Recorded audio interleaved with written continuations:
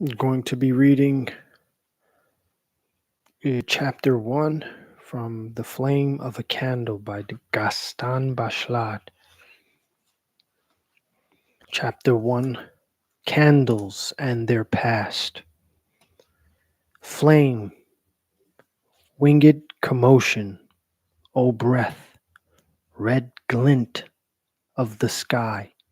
Whoever could unravel your mystery would know about life and death. Martin Klubish, Anthologie de la Poésie Allemande.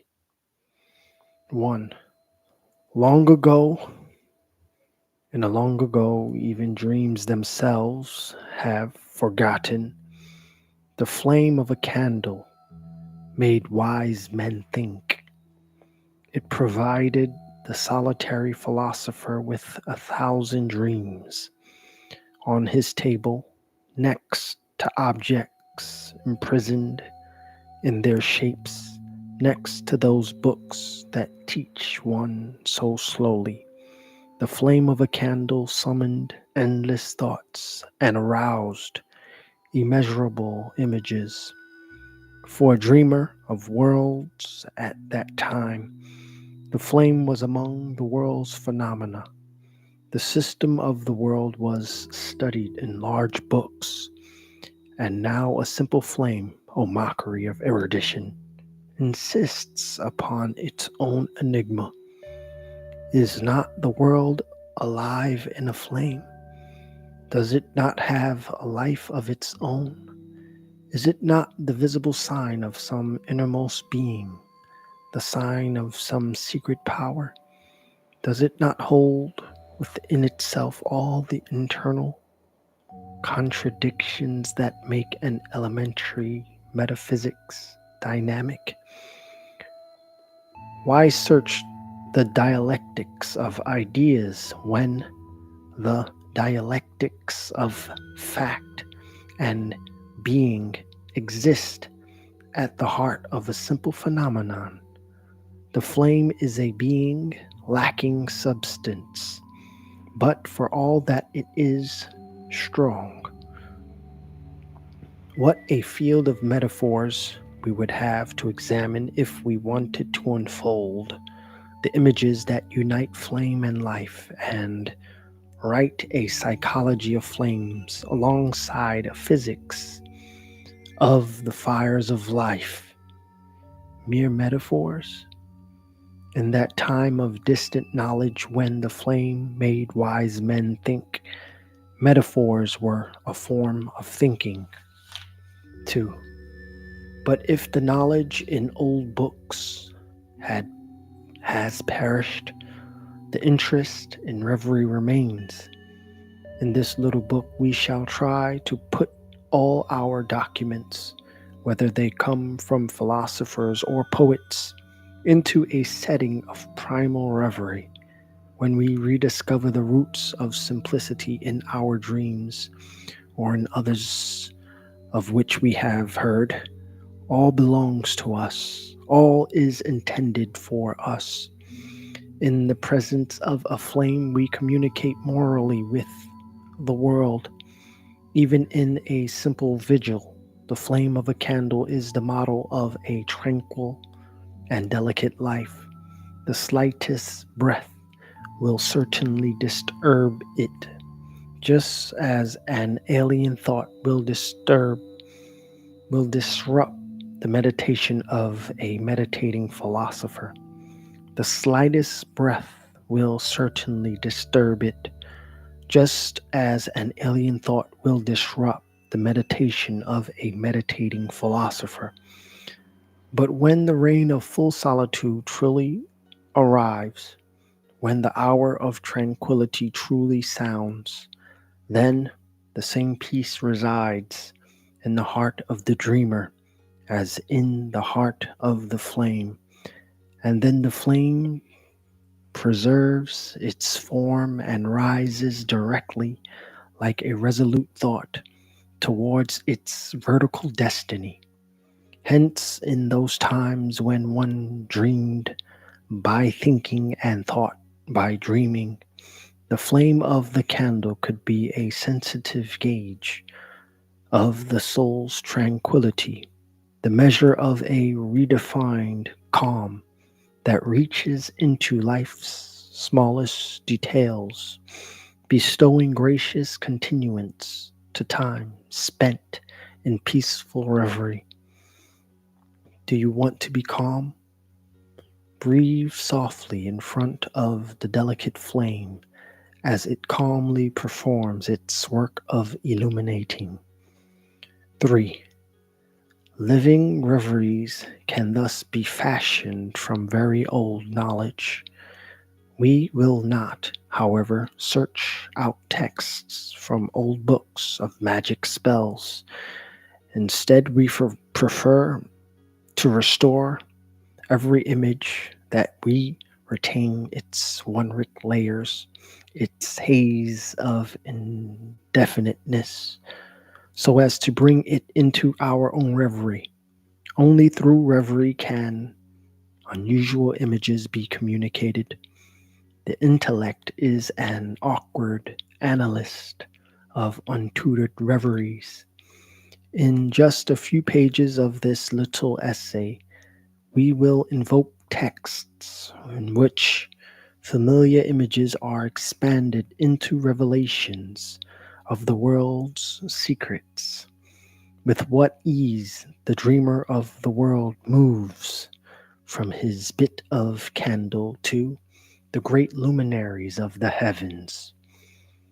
When we are seized by such expansions in our reading, we become enthusiastic, but we can no longer bring our enthusiasm into order. From all our investigations, we retain only spurts of images.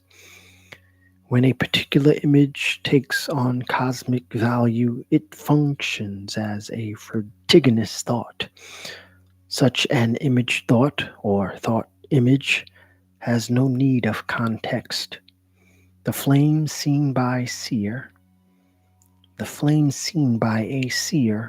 is a phantom reality that calls for a spoken declaration. In what follows, I shall give many examples of thought images set forth in striking phrases. Sometimes such image thought phrases give sudden color to quiet prose. Joubert, reasonable Joubert, writes, "The flame is a moist fire." Later I shall provide variations on this theme of the conjunction of flame and stream. I mention it in this preamble of a chapter.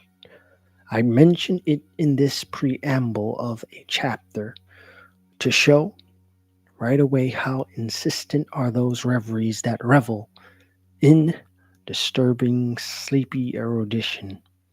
A single inconsistency is enough for them to perturb nature and liberate the dreamer from banal opinions about familiar phenomena. Thus the reader of Joubert's Pensées enjoys imagining as well. He sees this moist flame, this burning liquid flowing upward toward the sky like a vertical stream. In passing, we should note a nuance that properly belongs to the philosophy of literary imagination. An image thought phrase like Joubert's is a linguistic feat. In it, speech surpasses thought, and the reverie that speaks is itself surpassed by the reverie that writes. One dares not vocalize this reverie of a moist fire, but it can be written down. The flame was a writer's temptation, and Joubert could not resist it.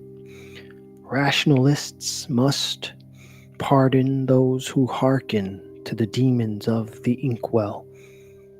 Had Joubert's formulation been a thought, it would have been merely an overfacile paradox. Had it been an image, it would have been fleeting and ephemeral. but occurring in the book of a great moralist, his formulation opens up for us the field of serious reverie. The tone of fantasy blended with reality gives me, simple reader that I am, the right to dream seriously, as though in such reveries my mind worked in all its clarity. In the serious reverie that I draw from Joubert's work, a phenomenon of the world is expressed and hence surpassed. It is expressed as transcending its own reality. It exchanges its reality for a human reality, refashioning for ourselves some of the images of the philosopher's cell. We may see a taper and an hourglass, two things that tell human time, on the same table, but how different in style they are. The flame is an hourglass that flows upward, lighter than falling sand. The flame molds its own shape, as though time itself always has something to do. In peaceful meditation, the flame and the hourglass express the communion of buoyant and heavy time. In my reverie, they speak the communion of anima and animus time. I would love to dream of time, of the hours that flow and those that fly. If only I could combine candle and hourglass in my imagined cell. But for the wise man that I imagine, the lesson of the flame is greater than the lesson of falling sand. The flame calls the vigil keeper to raise his eyes from his folio, to quit his working time, his reading, his thinking time. Within the flame, even time holds its vigil. Yes, he who keeps a vigil before the flame no longer reads. He thinks of life. He thinks of death. The flame is precarious and courageous. This light is destroyed by a breath, relit with a spark, easy birth and easy death. Life and death are well juxtaposed here. In this image of them, life and death are well conceived contraries. The philosophers thought games, prosecuting their dialectics of being and nothingness in a simple logical style, become dramatically concrete before the light that is born and dies. The philosophers thought games, prosecuting their dialectics of being and nothingness in a simple logical style become dramatically concrete before the light that is born and dies.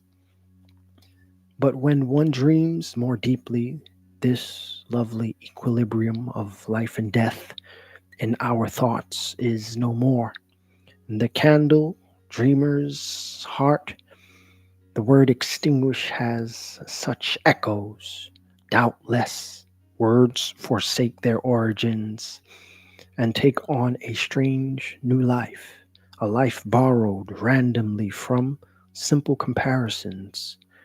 Which is the greater subject of the verb to extinguish, life or the candle? Metaphorizing verbs make the most heterogeneous subjects spring to action. The verb to extinguish can make anything die, a noise as well as a heart, love as well as anger. But whoever wants its real meaning, its original meaning, should recall the dying of a candle. Mythologists have taught us to read the dramas of light in the spectacles of the sky. But in the dreamer's cell, familiar objects become myths of the universe.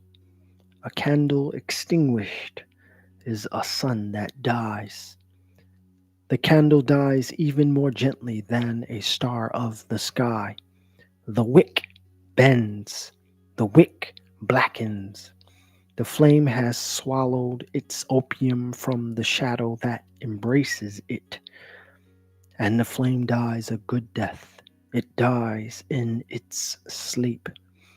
Every candle dreamer, everyone who dreams of a small flame knows this. Everything is dramatic in the life of things and in the life of the universe. One dreams twice when he dreams in the company of his candle. Meditation before the flame becomes, in Paracelsus's phrase, an exaltation of two worlds, an exaltatio utriusque mundi.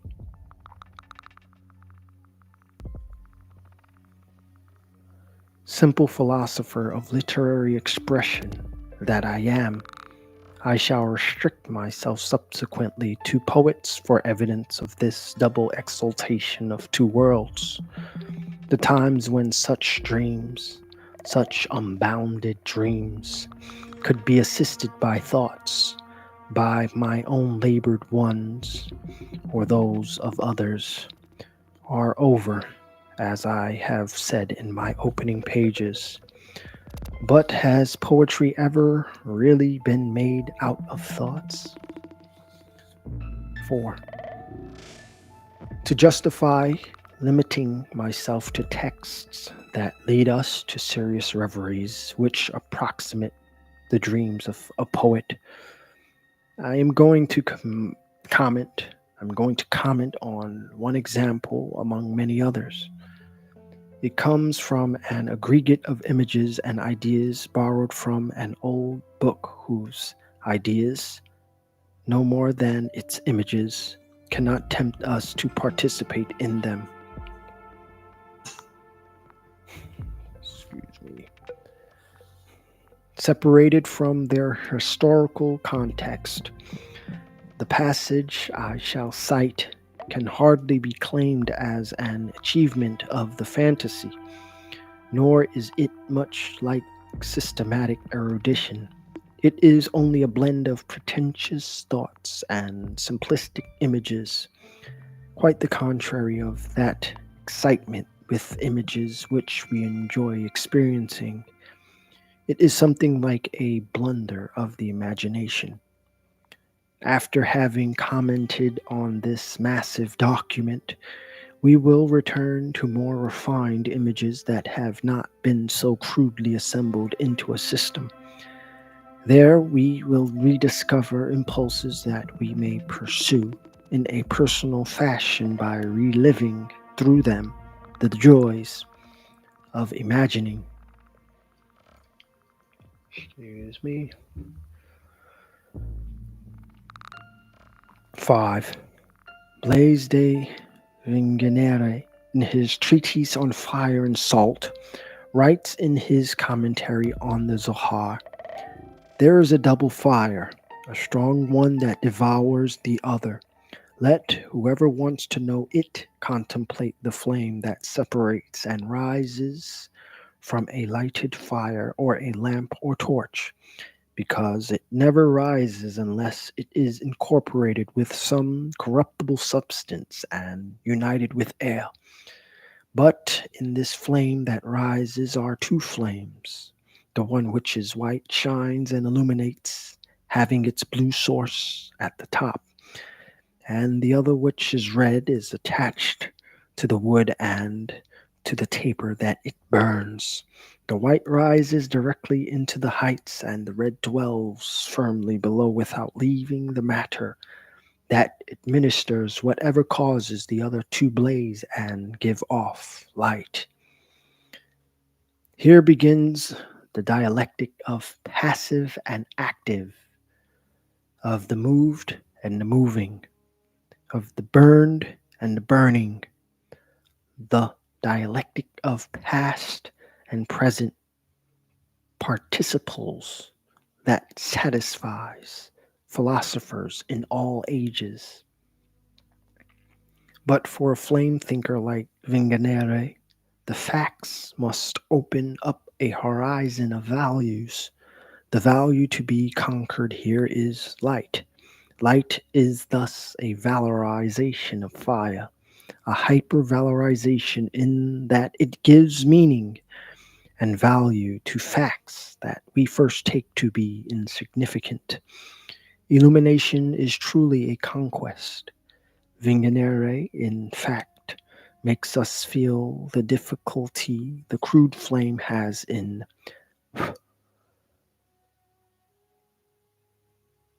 becoming the white flame, in achieving the dominant value of whiteness. This white flame is always the same, without change or variation, like the other, which sometimes blackens, then becomes red, yellow, indigo, bluish green, azure. So the yellowish flame will be the anti value of the white flame. The flame of the candle is the arena for a struggle between value and anti value. The white flame must exterminate and destroy the crudeness that nourishes it. Thus, for a pre scientific author, the flame has a positive role in the economy of the world. It is instrumental in improving the cosmos. The moral lesson is a foregone conclusion. Moral consciousness must become a white flame by burning the iniquities it harbors. What burns well burns high. Consciousness and the flame have the same destiny in verticality. The simple flame of a candle points clearly to its destiny. It goes deliberately upward and returns to its proper dwelling place after having accomplished its task below without changing its glimmer to any color other than white. Vigeniere's text is long. I have abridged much of it. It can be tedious.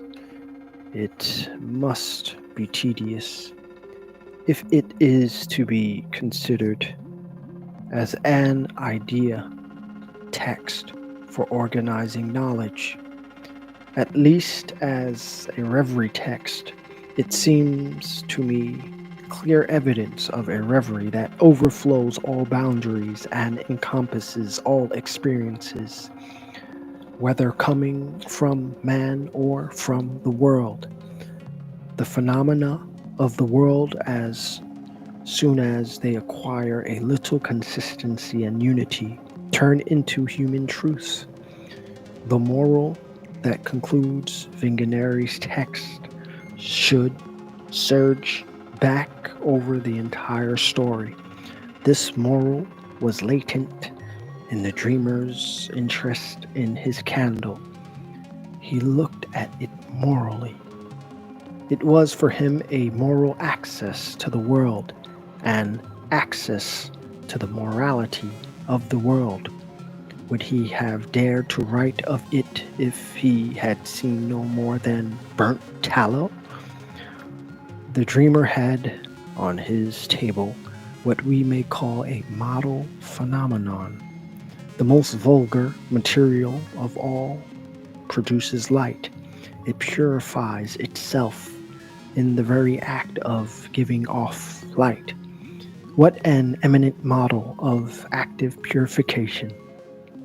The impurities themselves, by being annihilated, provide pure light. Evil is thus the nourisher of good. In the flame, the philosopher encounters a model phenomenon, a cosmic phenomenon, a model of humanization. In imitating this model phenomenon, we burn up our iniquities. The purifying and the purified flame illuminates the dreamer twice. through the eyes and through the soul. Here, metaphors are realities, and reality, because it is contemplated, is a metaphor of human dignity. One contemplates reality by metaphorizing it. The value of Vigenere's document would be distorted if analyzed from a symbolic perspective. The image demonstrates, the symbol affirms. The naively contemplated phenomenon is not, like the symbol, charged with history. The symbol is a conjunction of traditions with multiple origins. Not all of these origins are reanimated by contemplation. A culture's present is stronger than its past. Vigenere's study of the Zohar did not prevent him from grasping in all the primitiveness of his reverie, something that was supposed to be knowledge from an old book. As soon as one is invited by his reading to dream, one's reading stops. If the candle illuminates an old book that speaks of flames, the ambiguity of thoughts and reveries becomes extreme. There is no symbol or double language here that might translate matter into spirit or vice versa.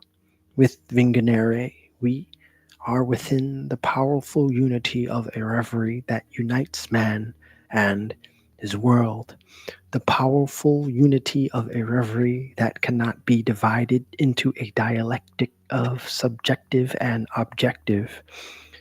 In such a reverie, the world assumes a human destiny in all of its objects. Now, in the innermost recesses of its mystery, the world desires this destiny of achieving purification. The world is the seed of a better world, as man is the seed of a better man, as the heavy yellow flame is the seed of a pale white flame. In returning to its natural place through its whiteness and the dynamism of its conquest of whiteness, the flame does not merely obey Aristotelian philosophy. A value greater than all those which rule physical phenomena has been won. This returning of things to their natural places is an ordering, certainly a restitution of order in the cosmos. But in the case of the white light, a moral order takes precedence over the physical order. The natural environment toward which the flame tends is a moral environment. That is why the flame and its images show the values of man to be values of the world. They unite the morality of the little world with the majestic morality of the universe. Over the centuries, mystics who speak of the volcano's finality have said nothing more than this when they claim that the earth purges itself of its impurities through the beneficent action of its volcanoes. Michelet repeated the same thing again in the last century. If man can think so grandly, he can certainly dream on a small scale as well and believe that his little light may serve to purify the world. 6. Of course, if we were to direct our inquiries to liturgical problems or lean on the type of major symbolism originally formed through moral and religious values, it would not be difficult to find more dramatic symbols of the flame and the torch, the masculine name for a gloriously burning flame, than those symbols born naively in the candle, dreamers, reveries. Read that again. Of course, if we were to direct our inquiries to liturgical problems or lean on the type of major symbolism originally formed through moral and religious values, it would not be difficult to find more dramatic symbols of the flame and the torch, the masculine name for a gloriously burning flame, than those symbols born naively in the candle dreamer's reveries. But I believe that there is some value in pursuing a reverie that welcomes the most far-fetched comparisons amid familiar phenomena. A comparison is often the beginning of a symbol, one which does not yet bear its full responsibility. The disequilibrium between what is perceived and what is imagined quickly reaches its limits. The flame is no longer an object of perception. It has become a philosophical object. Then anything is possible. In the presence of his candle, the philosopher can easily imagine that he is the witness of a world of flame. For him, the flame is a world moving toward becoming. In it, the dreamer sees his own being and his own becoming. Space moves in the flame. Time is active. Everything trembles when the light trembles. Is not the becoming of fire the most dramatic and the most alive of all becomings? The world moves rapidly if it is imagined on fire. Hence, the philosopher can dream everything, violence and peace, when he dreams of the world before his candle.